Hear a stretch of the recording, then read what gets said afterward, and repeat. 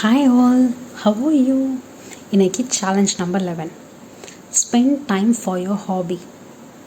சின்ன வயசில் நம்ம நிறைய பேர்கிட்ட சொல்லியிருப்போம், என்னோடய ஹாபி இது, என்னோடய ஹாபி ஸ்போர்ட்ஸ், என்னோடய hobby cricket, cooking, drawing, gardening நிறைய சொல்லியிருப்போம்.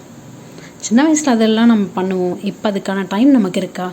எங்கேப்பா வேலைக்கு போகிறதும் வரதும் இப்படியே வாழ்க்கை ஓடிடுது அப்படின்னு சொல்கிறீங்களா? ஒரே ஒரு பொன்மொழி உங்ககிட்ட சொல்லிக்கிட்டுமா? All work and no play makes Jack a dull boy அப்படின்னு என்ன தெரியுமா? எப்போ பார்த்தாலும் வேலை வேலை வேலைன்னு ஓடிட்டு இருந்தால் ஒரு டைமில் நமக்கே நம்மளை போர் அடிக்க ஆரம்பிச்சிடும். என்னடா இது வாழ்க்கை அப்படின்ற மாதிரி தோண ஆரம்பிச்சிடும். அதனால தான் சம்டைம்ஸ் நமக்கு ஒரு பிரேக் எடுத்து லைஃப் இன்ட்ரெஸ்டிங் ஆகணும்னா இந்த மாதிரி சின்ன சின்ன ஹாபிஸ் இருக்கணும். சரி, என்ன மாதிரி ஹாபிஸ் இருக்கணுன்ற?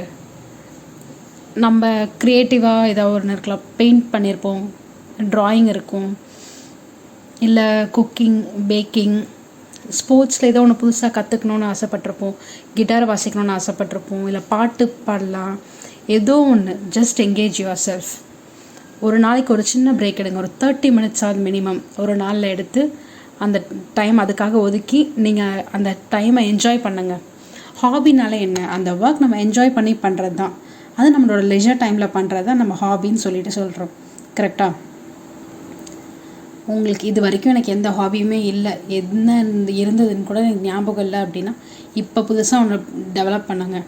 அந்த ஹாபிக்குன்னு டைம் ஒதுக்குங்க. நல்ல லைஃப்பை என்ஜாய் பண்ணுங்கள். Tata, bye bye.